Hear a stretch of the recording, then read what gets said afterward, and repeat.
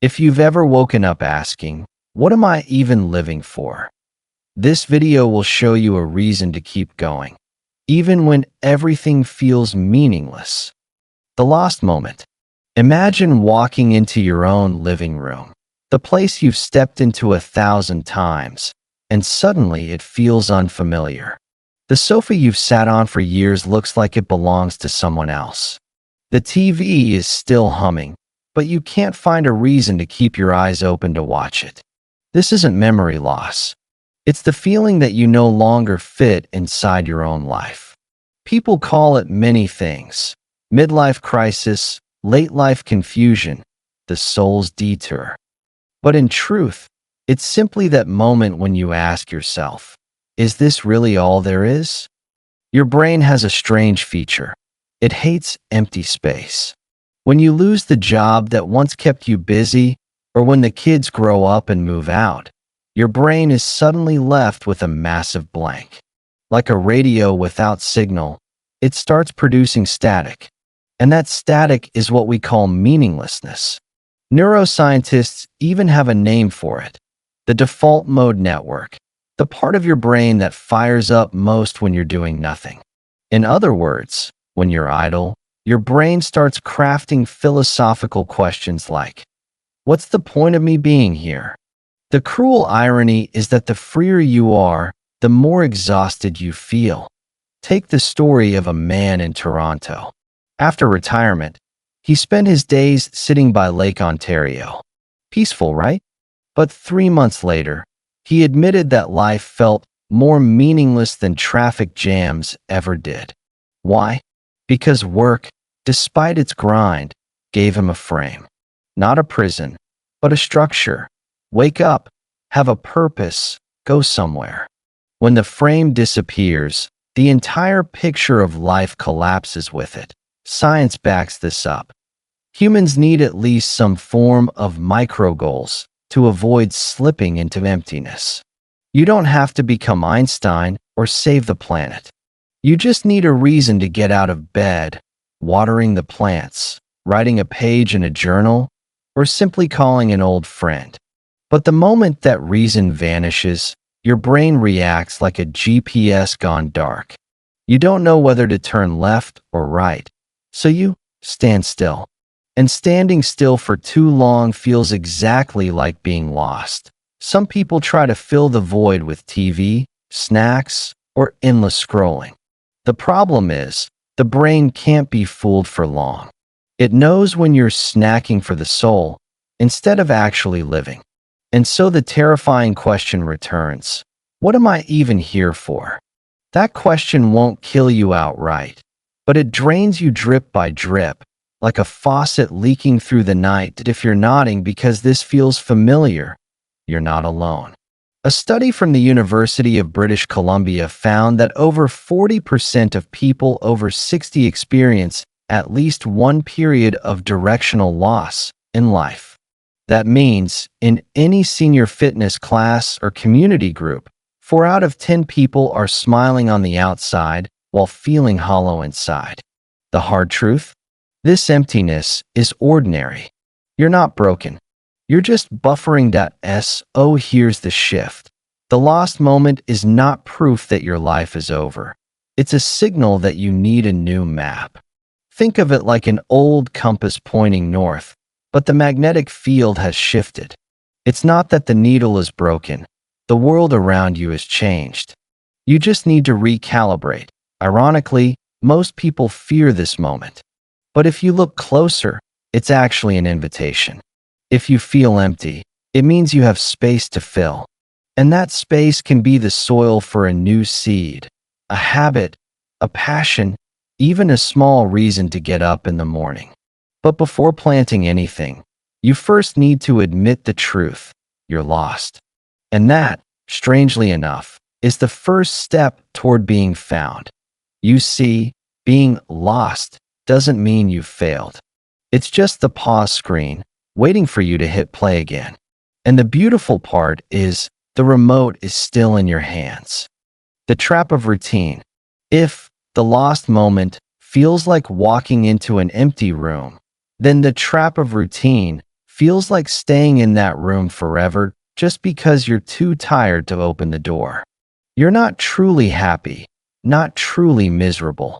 You're just existing, like a clock that ticks but never chimes. And the strange part? People often mistake this for stability. Routine is sneaky. It starts as a comfort.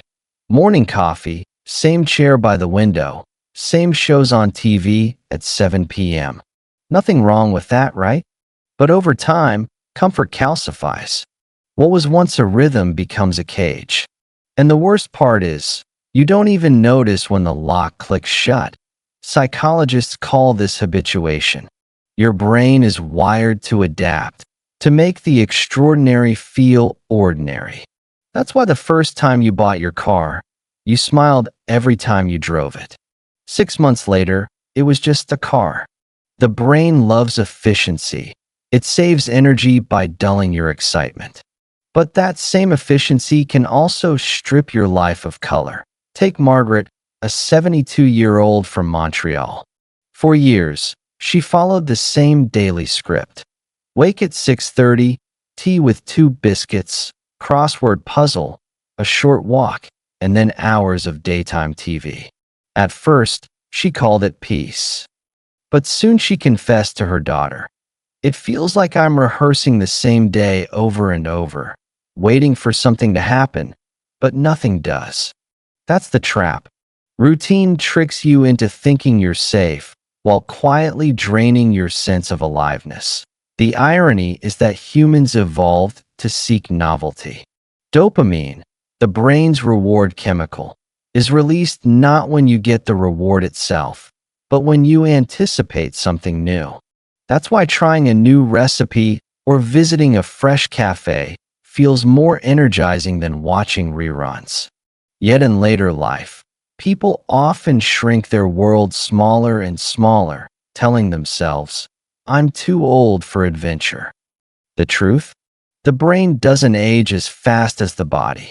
It still craves stimulation, challenge, and surprise. That here's the science twist. Too much routine can actually speed up cognitive decline.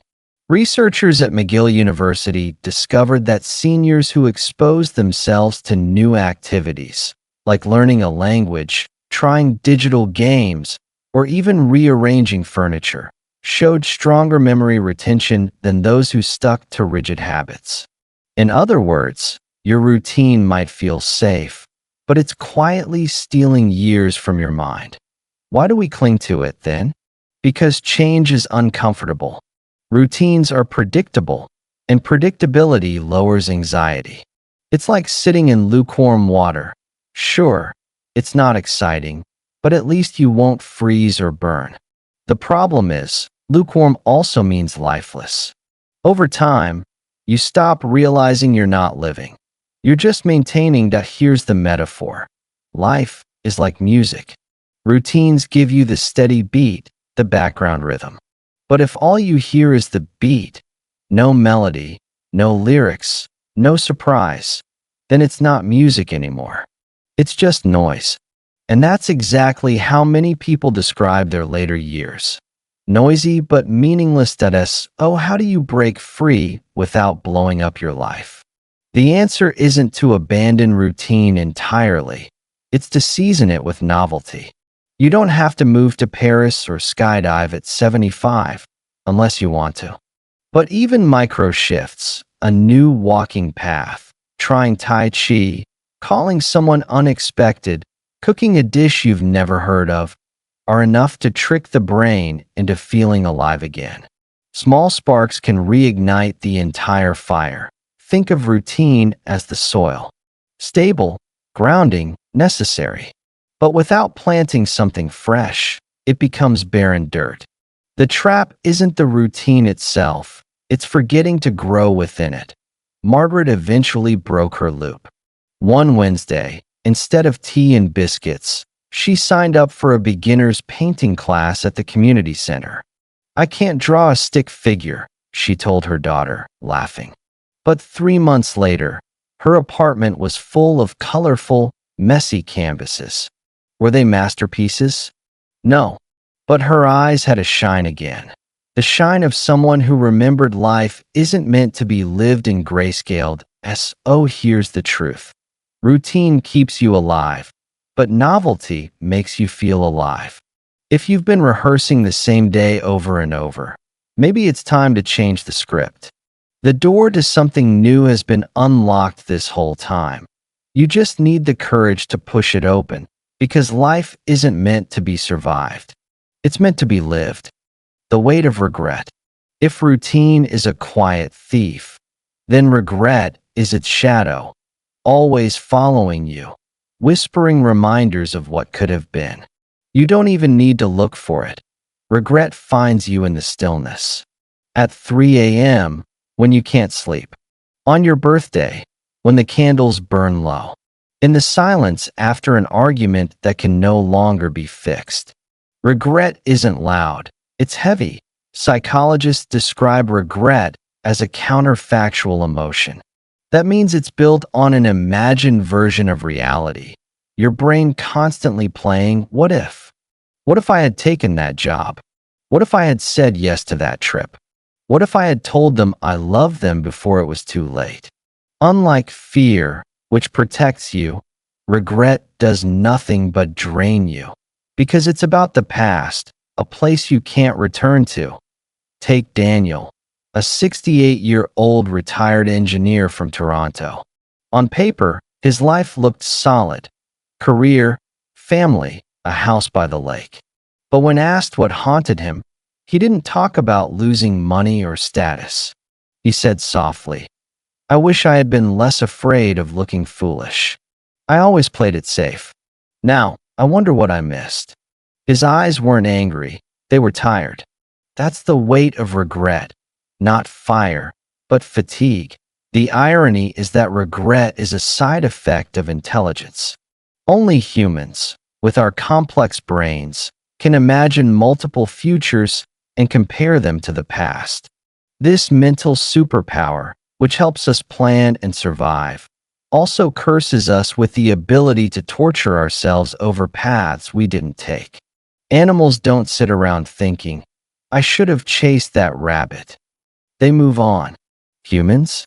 We build museums of could-have beens and visit them daily. Science shows regret sharpens with age. Young people regret actions they did, the words blurted, the mistakes made. Older adults, however, regret what they didn't do. Missed opportunities grow louder with time because the window to act feels smaller. That's why a 75-year-old is more likely to say, "I regret not traveling," rather than "I regret going." The silence of inaction echoes longer than the noise of mistakes. But here's the paradox. Regret can be both poison and medicine.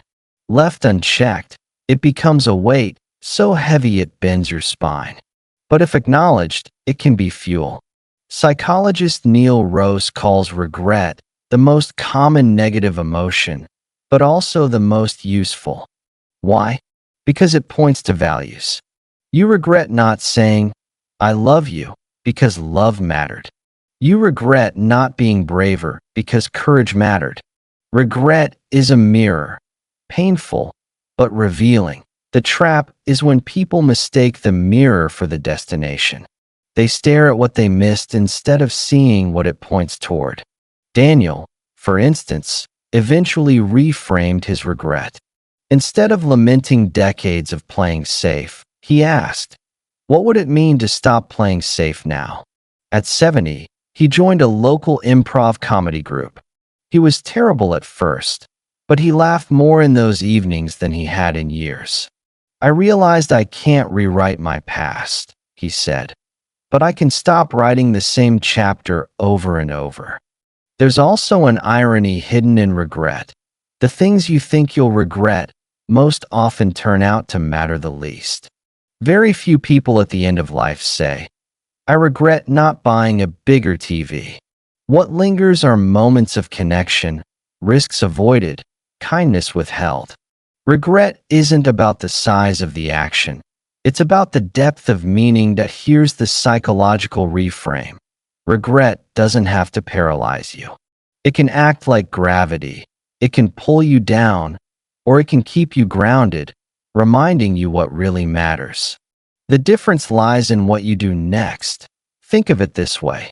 Regret is like carrying a backpack filled with stones. Every missed chance, every silence, every fear adds another rock. You can keep lugging it until your back gives out, or you can stop, open the bag, and ask, which of these do I really need to carry, and which can I put down? Most regrets are illusions heavier than they are real. The truth is, regret loses its grip when you turn it into action. Didn't travel enough? Start with a weekend trip. Didn't say I love you enough? Call someone tonight. Didn't live boldly enough? Take one risk this week that makes you slightly uncomfortable. Action doesn't erase regret, but it dilutes it, like pouring water into strong wine. Daniel eventually described his regrets not as weights, but as signposts. They showed me where I'd been asleep, he said. And maybe, just maybe, they woke me up before it was too late. That's the strange gift of regret. It hurts, yes, but sometimes the hurt is what reminds you you're still alive. The illusion of too late. One of the most persistent lies the human mind tells is this. It's too late. Too late to change. Too late to try. Too late to begin again. The words sound final, heavy, absolute, like a door slammed shut. And yet, when you look closely, too late is often not a fact. It's a feeling, a story we whisper to ourselves to justify staying stuck. Why do we cling to it? Because too late is strangely comforting. If you believe it's too late, then you don't have to risk trying. You don't have to face the embarrassment of failing or the discomfort of starting again.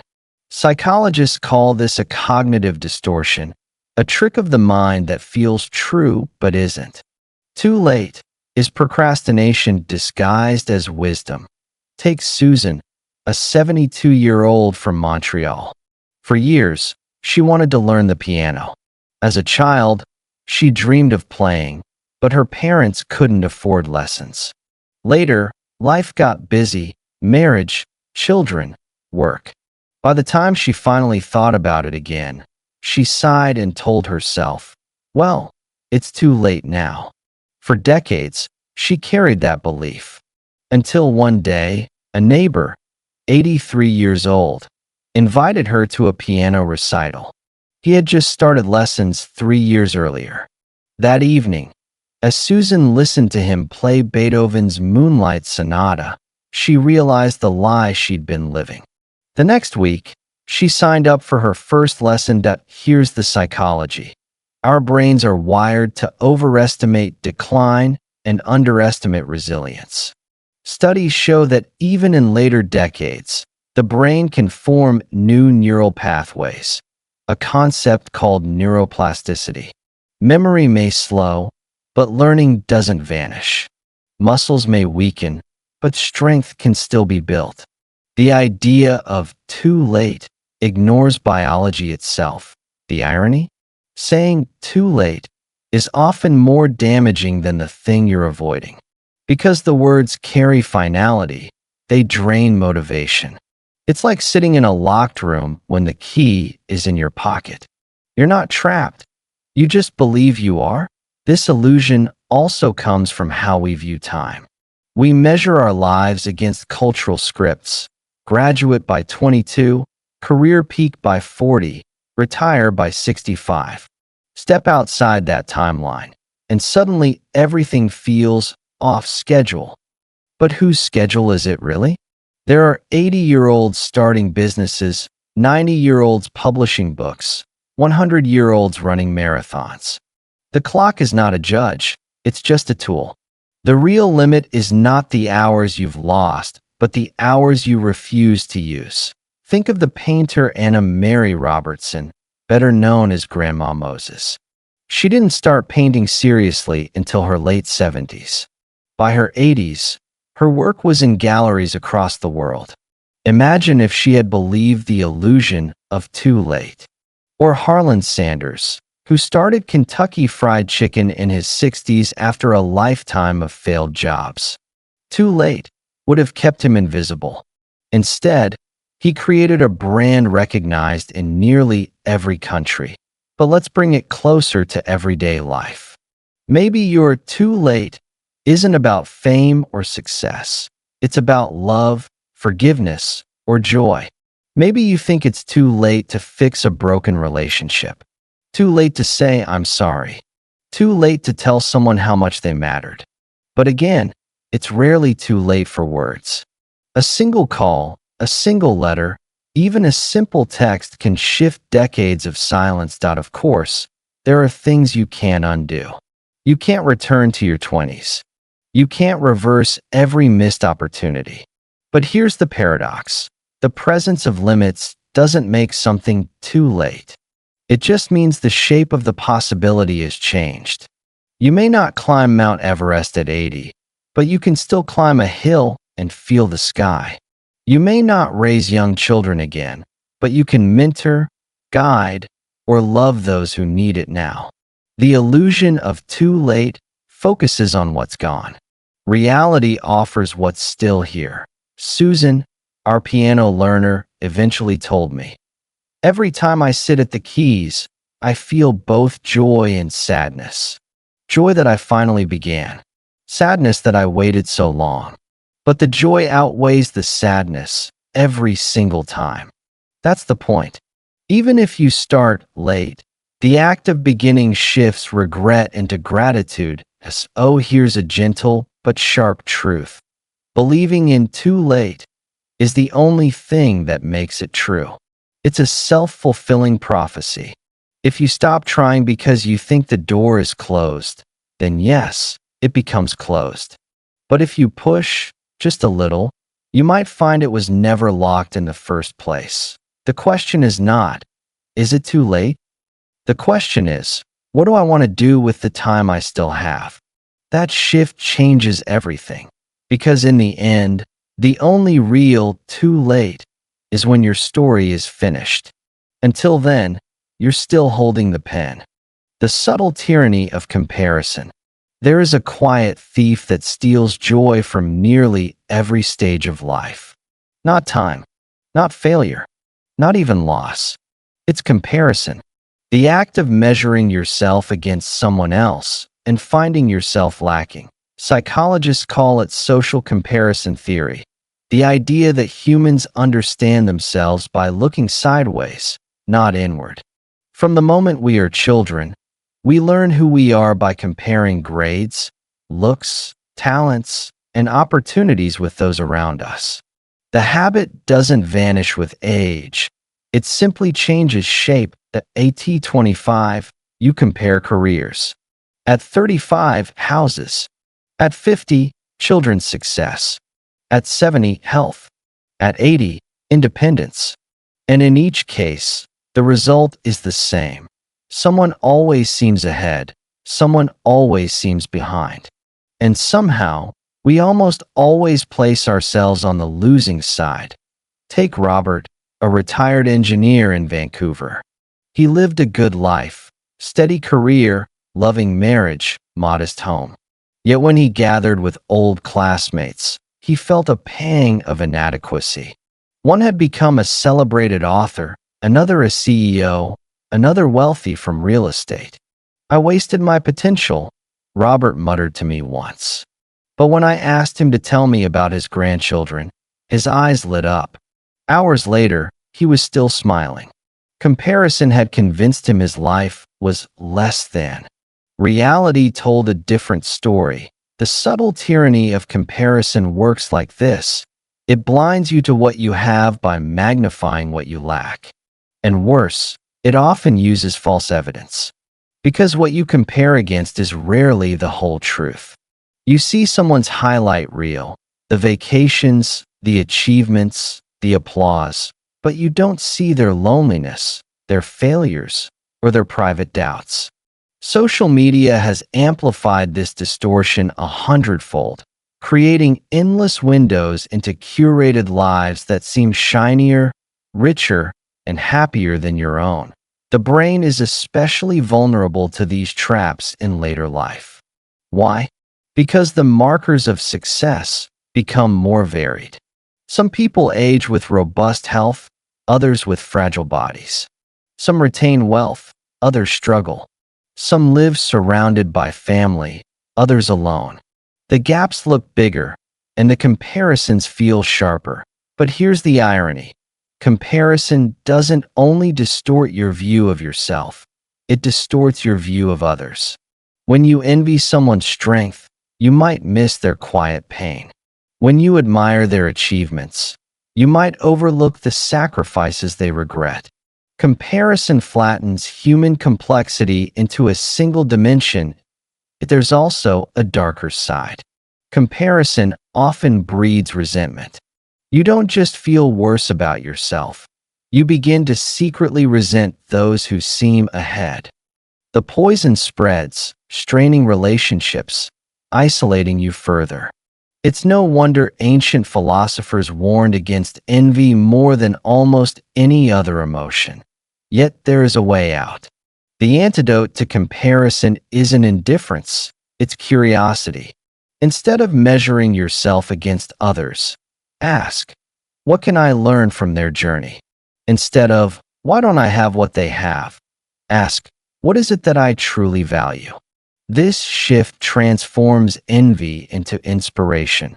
Consider Maya Angelou's wisdom. Comparison is an act of violence against the self.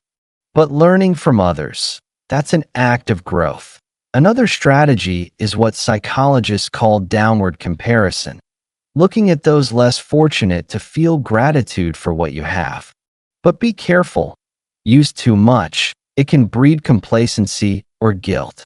A healthier approach is temporal comparison, measuring yourself not against others, but against your past self. Ask, am I a little stronger than last year? A little kinder? A little wiser?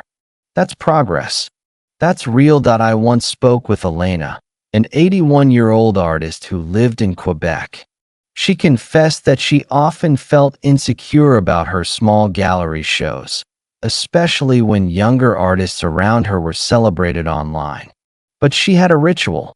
Every New Year's Eve, she would pull out her sketchbooks from decades past. She'd flip through her early drawings, laugh at their awkward lines, and marvel at her evolution. When I compare myself to others, I feel like a failure, she told me. When I compare myself to myself, I feel like a miracle. That's the shift. The truth is, comparison can never be won. There will always be someone richer, stronger, healthier, more accomplished. But there is one game you can win. The game of becoming more fully yourself. Think about this. No one else has lived your exact combination of joys, struggles, lessons, and loves. No one else carries your particular scars or strengths.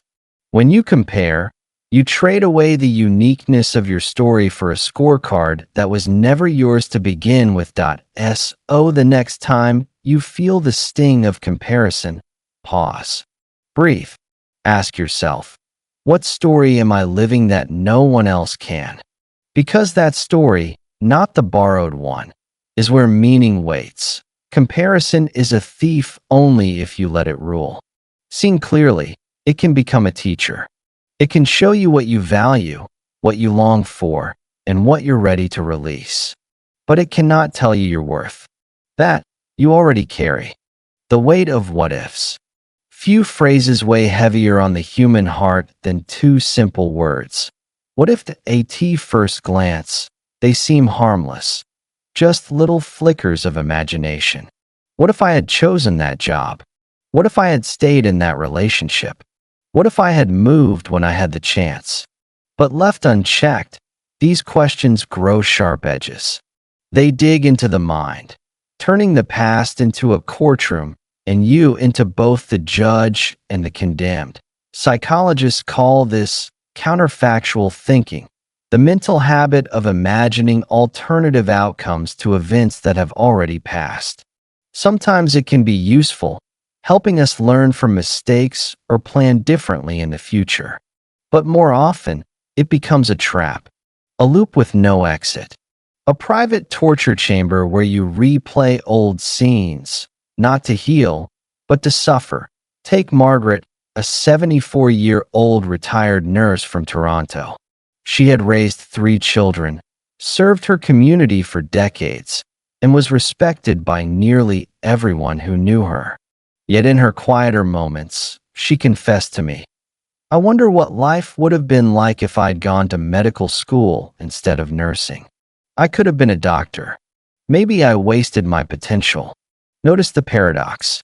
Margaret lived a rich, meaningful life, yet the ghost of a road not taken haunted her. The what if became a shadow version of herself, whispering that she fell short. The deeper danger of what ifs is that they carry an illusion of control.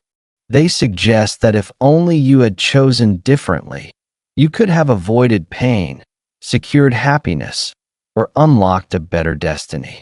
But here's the truth. Every path contains both joy and suffering. Had Margaret become a doctor, she might have carried different regrets. Less time with her children, heavier stress, maybe even burnout. Yet the mind rarely imagines the bad of the alternate road. It paints it as flawless. That's the trick of regret. It compares the messy reality of your actual life with an airbrushed fantasy of the one you didn't live. This weight of what ifs becomes especially heavy with age. Why? Because the list of unopened doors grows longer. At 20, you tell yourself there's still time. At 40, you think maybe. At 70, the awareness hits harder. Some doors are truly closed. And so the imagination intensifies, circling those doors as if staring at a locked gate. But here is a vital reframe. The existence of closed doors does not mean your story is over. It means your story is yours. Every choice you made, every turn you took, even the so-called mistakes, became the thread that wove your particular life. Remove one, and the tapestry unravels. The children you raised, the people you loved, the lessons you learned, they might never have existed without those very choices you now question. Think of it this way. The what-ifs are ghosts of unlived lives. And like all ghosts, they can haunt you or they can teach you. If you let them haunt you, they drain your joy. But if you treat them as teachers, they can reveal what still matters to you now. For instance, Margaret's regret about not becoming a doctor revealed her continued passion for healing and learning. So instead of sinking into bitterness, she began volunteering at a local clinic, mentoring younger nurses, and even auditing a few university courses on medical ethics. She didn't erase the what if, but she transformed it into a what now. That's the secret. Regret can point you toward unfinished desires. It cannot rewrite the past, but it can redirect the present. Psychologists often suggest a powerful exercise for those stuck in what-if loops, mental subtraction. Instead of imagining what life would have been if you'd gained something, imagine what life would be if you'd lost something you actually have. What if you had never met your spouse, never had your children, never survived that illness? Suddenly, the weight shifts from longing for what could have been to gratitude for what already is. Another reframe is the compassion lens. Instead of judging your younger self for making the wrong choice, remember who you were back then. You made the best decisions you could with the knowledge, resources, and fears you had. Hindsight is always 20/20, but compassion tells you, you did the best you could, and it was enough. The greatest danger of what-ifs is that they can steal not only your past, but also your present. You end up living in a museum of regrets instead of the living room of today. But the present, the breath you're taking now, is the only place life actually exists. Here's a final thought. What if the very thing you see as a failure was the turning point that saved you? What if the missed job spared you from burnout? What if the ended relationship opened space for deeper love? What if the wrong road became the only road that led you to the wisdom you now hold? In that sense, every what if is secretly a what for. Not punishment, but purpose.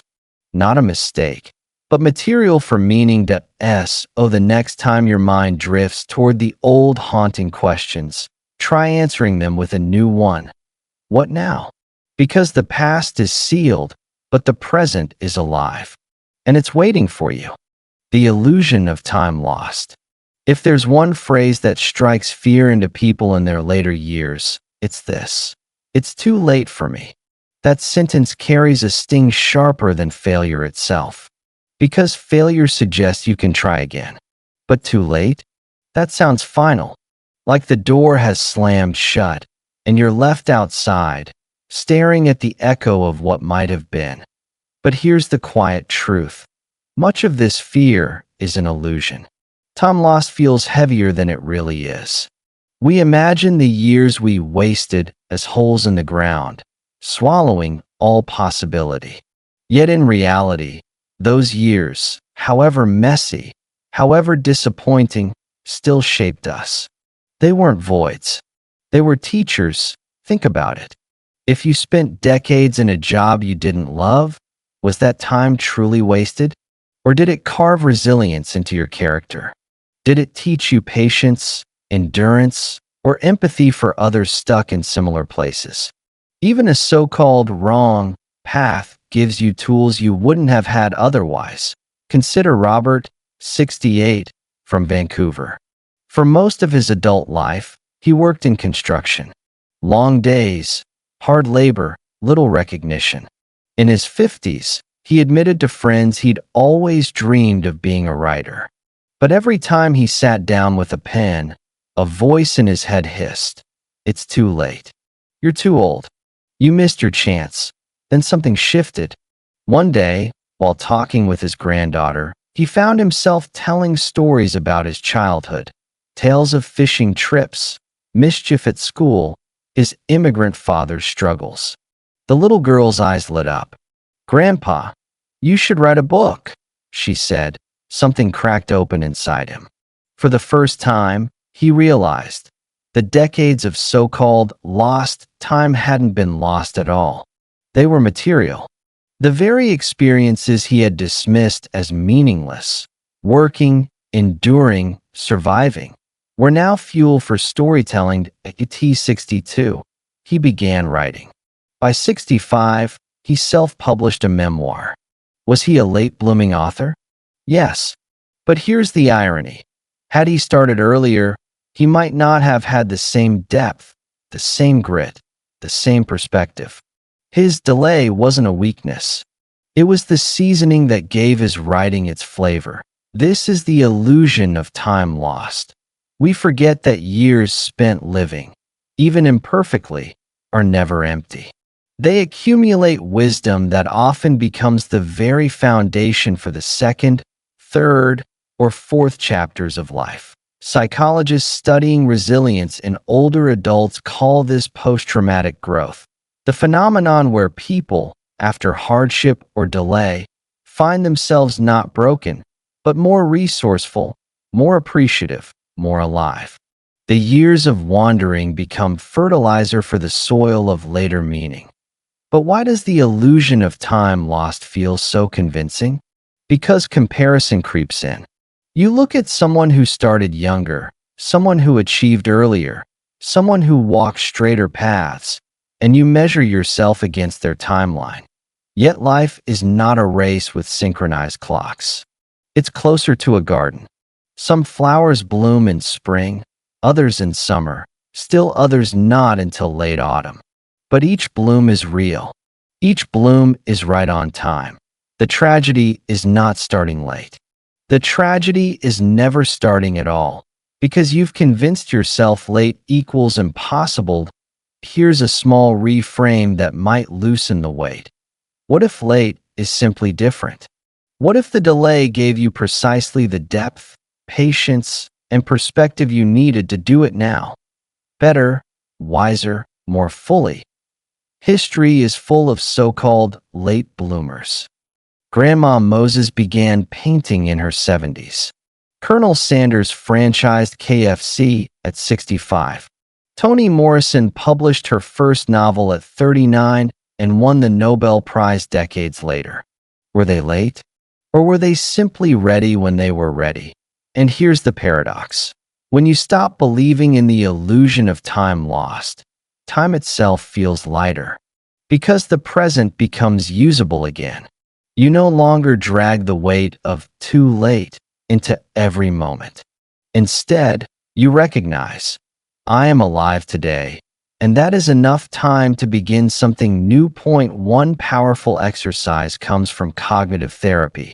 Instead of tallying the years you think you wasted, tally the strengths you gained from them. Did those years teach you resilience? Did they teach you how to survive heartbreak? How to manage money? How to adapt to change? These aren't wasted skills. They are the exact resources you need to build your next chapter. The philosopher Kierkegaard once said, "Life can only be understood backwards, but it must be lived forwards." The illusion of time lost is born from trying to rewrite the backward view. But the freedom comes from this, realizing you don't have to rewrite it. You only have to use it. Robert told me something after finishing his memoir. He said, "I used to think I'd wasted 40 years swinging a hammer. Now I see. I was just collecting stories." That's the truth for many of us. The years you call wasted were often years of gathering, of learning, of deepening. They were compost for growth you couldn't see at the time. The next time your mind whispers it's too late, answer with this. No, it's right on time. My time. Because there is no such thing as time lost. There is only time lived. And right now, there is time left. When silence becomes a cage. Silence can be comforting. The quiet of a morning walk, the hush of a library, the stillness after a storm. But silence can also be suffocating, especially when it is not chosen, but forced. Many people in their later years don't talk about the heaviness they carry. They smile politely at family dinners. They nod during conversations. They say, "I'm fine." But inside, they feel invisible. Their dreams, their disappointments, their fears, locked away, unspoken. This is when silence becomes a cage. Not because words are impossible, but because somewhere along the way, they began to believe their voice no longer mattered. Take Eleanor, 72, who lives in Montreal. After her husband passed, friends visited often, but as months turned into years, the visits grew less frequent. Her children were busy, her neighbors polite but distant. She began speaking less and less, not out of choice, but out of the creeping belief. No one really wants to hear me. The strange thing is, Eleanor had always been a storyteller. In her youth, she was the life of family gatherings. She could make a room erupt in laughter or sit in rapt silence with her vivid tales. But as the years piled on, so did silence. Not because she lost her ability to speak, but because she felt her stories had expired. That's the cruel thing about silence. It convinces you your thoughts are unworthy, that your experiences don't matter, that your role is to quietly fade. Psychologists call this learned silence. It's the outcome of years of subtle dismissal, being interrupted, being overlooked, or simply being conditioned to believe younger voices carry more weight. Over time, people adapt by withdrawing. The silence feels safe, but slowly, it turns into a cage, and inside that cage, loneliness grows. Research shows loneliness in older adults isn't just sad, it's deadly. It raises the risk of heart disease, weakens the immune system, and accelerates cognitive decline. In other words, silence, when it hardens into isolation, doesn't just affect the soul, it damages the body. But here's the paradox. The key to this cage isn't always waiting for someone else to listen. Sometimes, the first step is reclaiming your own voice, using it for yourself.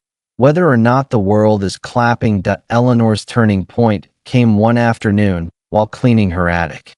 She stumbled across an old cassette recorder she used decades earlier to practice speeches for work. Out of curiosity, she pressed record and began speaking.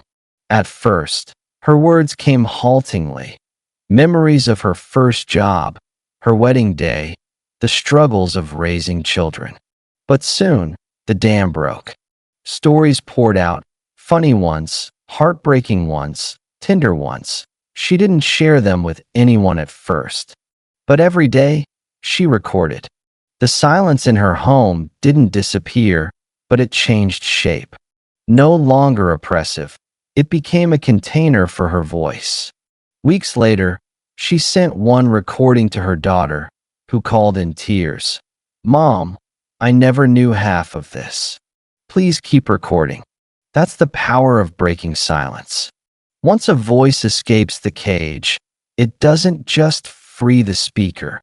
It ripples outward, reminding others that they, too, are not alone. Silence becomes a cage when you believe no one will understand. But history shows us otherwise. Memoirs written late in life, journals discovered decades later, even conversations at a coffee shop, all prove that when someone dares to speak, others lean in. Because authenticity, especially from those who've lived much, carries a weight no silence ever could. So how do you break the cage of silence if you've lived in it for years? Start small. Write a single sentence each day in a notebook. Call a friend and share one memory. Record your voice, even if only for yourself. These are not trivial acts. They are cracks in the wall of silence. Remember this. Your voice is not expired. Stories don't have a shelf life. The wisdom you've gathered, the scars you carry, the love you've given, all of it is still alive inside you. And it deserves air. Eleanor once told me, the hardest part wasn't speaking again. It was realizing I had convinced myself I wasn't worth hearing. That's the cruelest trick silence plays. It makes you believe your absence doesn't matter. But your absence is felt, whether you know it or not. The opposite of silence is not noise. It is connection.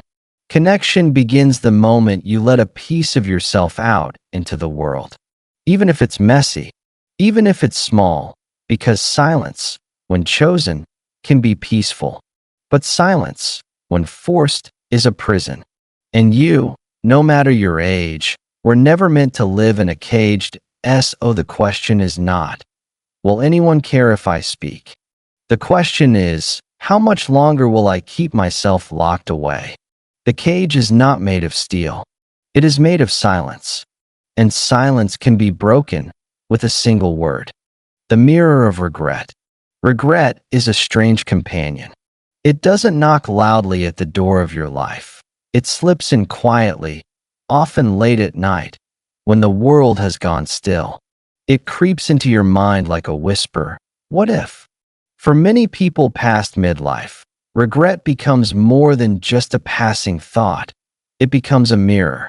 A mirror that doesn't show your reflection as you are, but as you could have been.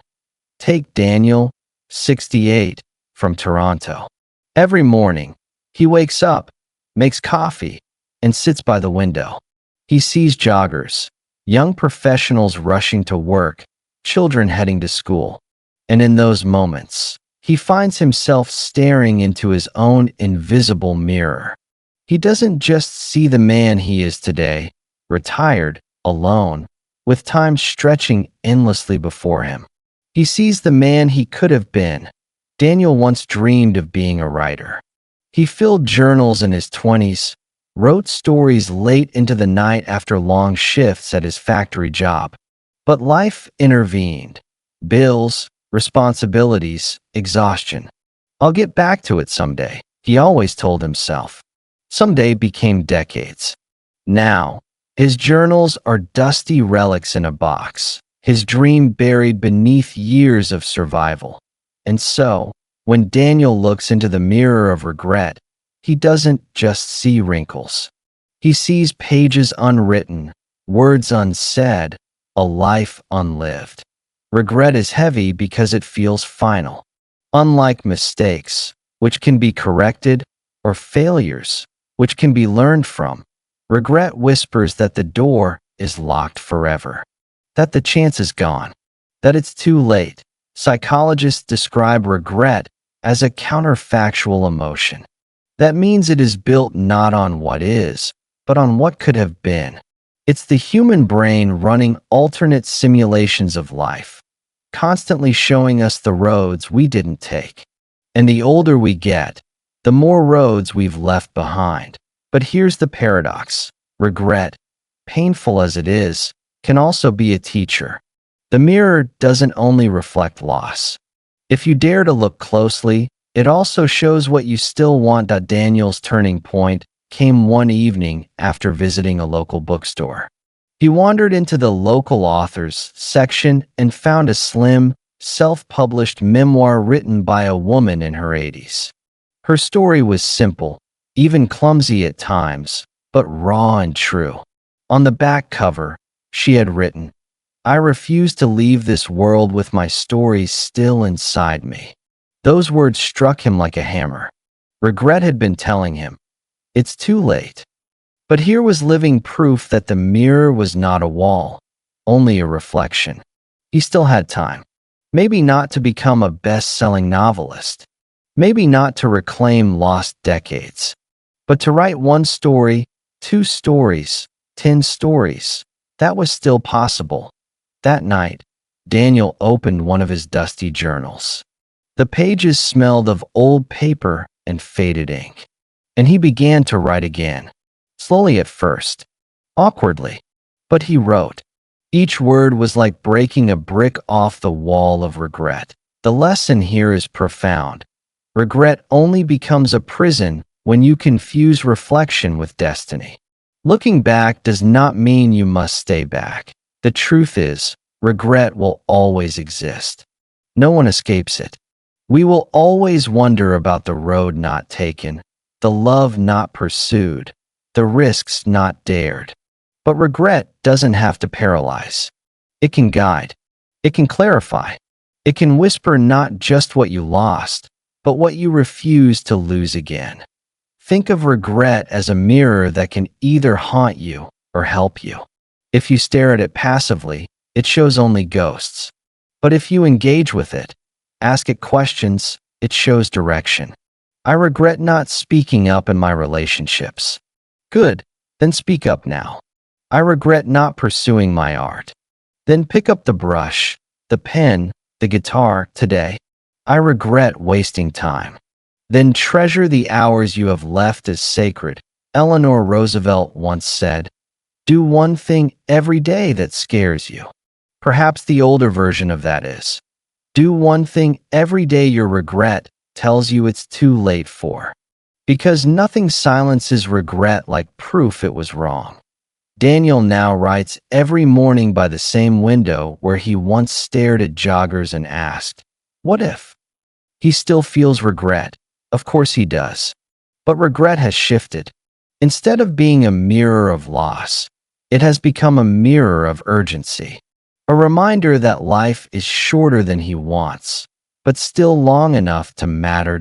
So if you find yourself staring into the mirror of regret, remember this. The reflection you see is not fixed. It is not the sum total of your life. It is only a snapshot of choices not yet made. The question isn't, what if I had? The question is, what if I still could? And that shift, from mourning the past to moving in the present, is what turns regret from a cage into a compass. Because the mirror of regret doesn't just show you who you were. It dares you to decide who you will be. The fragile hope that remains. Hope is a fragile thing. It doesn't arrive like thunder or blaze like fire.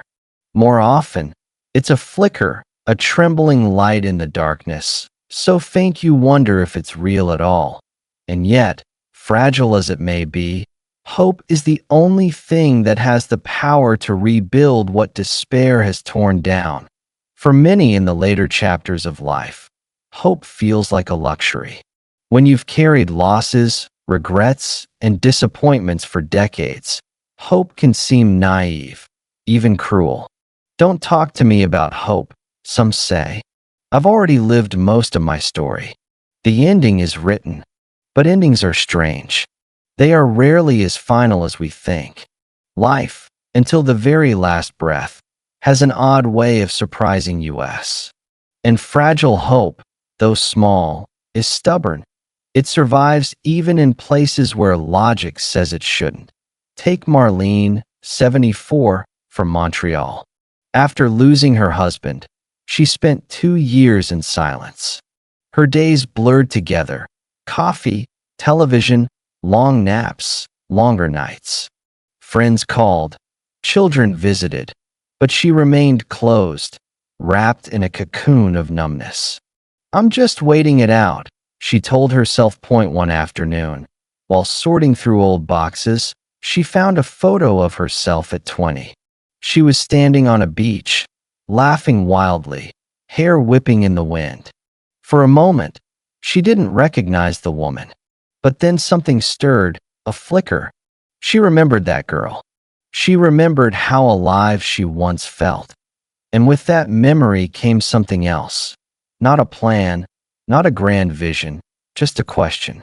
What if I could feel even a fraction of that again? That question, that tiny, fragile spark, was hope. The next week, Marlene signed up for a local community dance class.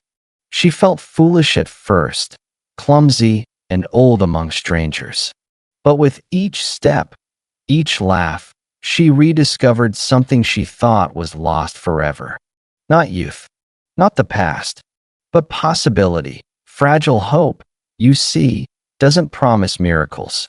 It doesn't erase wrinkles or undo years. What it does is whisper, "It's not over yet." And that whisper, if followed, changes everything. Psychologists often compare hope to resilience, the ability to bend without breaking. But hope is more than resilience. It is the choice to believe that tomorrow holds something worth reaching for, even when today feels empty. Hope doesn't erase pain. Marlene still misses her husband every day. But now, she wakes up with a reason to get dressed, to move, to laugh. Her grief is still there, but it is no longer the only thing in the room. This is the paradox of fragile hope. It is both delicate and indestructible. You can crush it with cynicism, starve it with despair, bury it under routine, but somehow it finds a way back. Like a weed through concrete, like a candle that refuses to go out. The question is, will you protect it when it appears? Most people make the mistake of waiting for hope to arrive fully formed, like a lightning bolt of inspiration. But fragile hope rarely works that way. It comes in whispers, questions, fleeting images. A song that makes you remember who you were. A stranger's kindness. The pull of something you used to love. If you dismiss it, you lose it. But if you honor it, even in small ways, it grows. Marlene's fragile hope began with one photo. Yours might begin with one walk, one phone call, one word written in a notebook. The scale doesn't matter. What matters is momentum. The late psychiatrist Viktor Frankl, who survived the concentration camps of World War II, once said, "Those who have a why to live can bear almost anyhow." Hope doesn't erase suffering, but it gives you a why. And with a why, even the hardest how becomes survivable. And here's the truth. Hope is not something that belongs only to the young. In fact, hope may be most powerful when it belongs to the old. Because it is no longer about chasing everything. It is about cherishing something. Not 1,000 possibilities, but one or two that still matter deeply to us. Oh, if you find yourself standing in the ashes of regret, loneliness, or exhaustion, ask yourself this. What is the smallest thing that could still make my life worth living? That question may seem fragile, but fragile is enough. Because once fragile hope takes root, it is no longer fragile. It grows stronger with each step, each risk, each act of courage. Marlene now dances every Thursday. She isn't graceful. She isn't young. But she is alive in a way she hasn't been in years. And every time she laughs in that dance studio, she proves something profound. Life may break you, but as long as hope flickers, you can begin again. Oh, let me leave you with this thought. Your hope does not need to roar. It only needs to whisper. And if you are quiet enough to hear it and brave enough to follow it, even fragile hope will carry you further than you ever imagined.